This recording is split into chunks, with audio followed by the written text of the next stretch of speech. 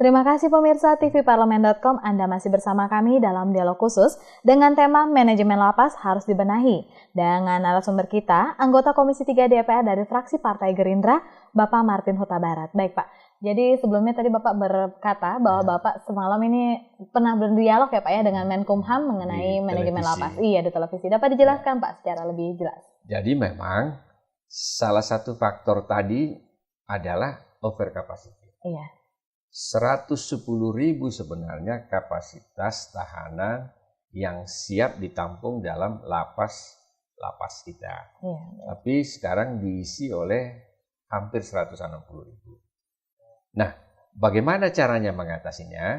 Kalau kita berpikir satu-satunya cara hanya menambah lapas-lapas saja, nggak akan pernah bisa kita selesaikan persoalan kelebihan para tahanan ini. Tetapi harus kita buat agar supaya jumlahnya menurun. Nah ternyata lebih dari 50% para tahanan itu adalah tahanan yang terkait dengan kasus narkotika. Tahanan narkoba. Dan mereka ini peningkatannya sangat tinggi setiap tahun. Jadi bagaimanapun kita buat penambahan kapasitas lapas, tetapi kalau semakin tinggi peningkatan tahanan narkoba, itu nggak akan pernah bisa terpenuhi. Jadi caranya adalah bagaimana kita mengajak masyarakat ini agar melawan narkoba ini. Narkoba ini memang musuh bersama kita yang sangat berbahaya, mengancam pada generasi muda kita, masyarakat kita.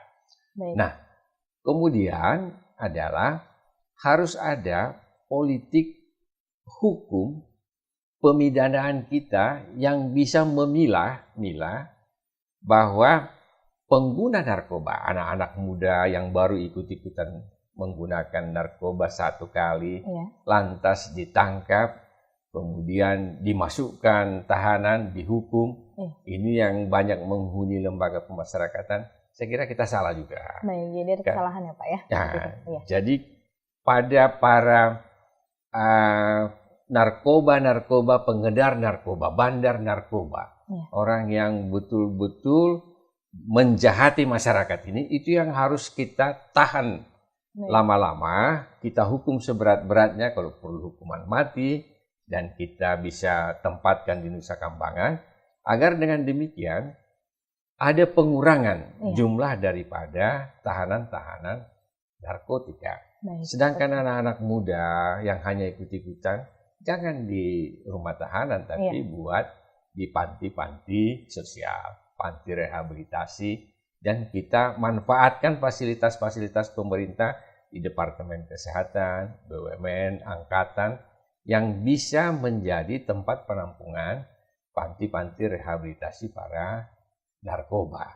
Nah, di pihak itu saya kira politik penghukuman kita harus juga jangan semata-mata menghukum orang harus masuk penjara, tapi ada disebut adalah hukuman kerja sosial. Jadi kerja sosial ini kalau hanya ikut-ikutan dia menggunakan narkoba, ya buat hukuman kerja sosial yang tidak menambah jumlah orang di lembaga pemasyarakatan. Jadi bervariasi kita buat agar dengan demikian potensi orang yang meningkat jumlahnya dapat dikurangi.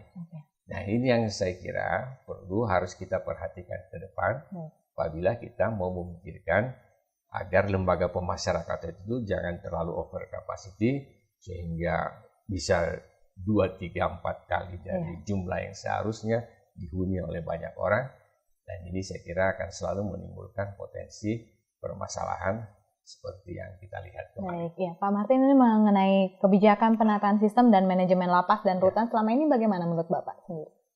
Ya memang selama ini sudah berjalan mengalir seperti adanya, tetapi seperti kasus Tanjung Gusta kemarin, mereka memerlukan listrik supaya air bisa mengalir. Mereka memerlukan listrik supaya penerangan, jangan mereka itu bersempit-sempitan di dalam kamar, ternyata listriknya tidak ada, itu juga membuat mereka resah. Nah, listrik itu dari luar, dari PLN.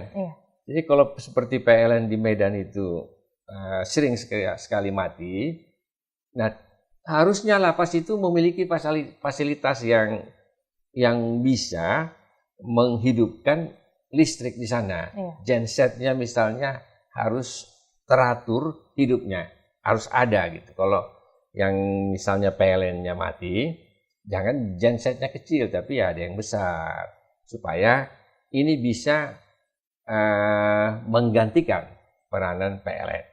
Nah, hal seperti ini harus ada dalam fasilitasnya. Iya, nah, begitu juga sebenarnya jangan sampai para napi itu memiliki kesempatan terlalu dekat kepada kantor. Iya.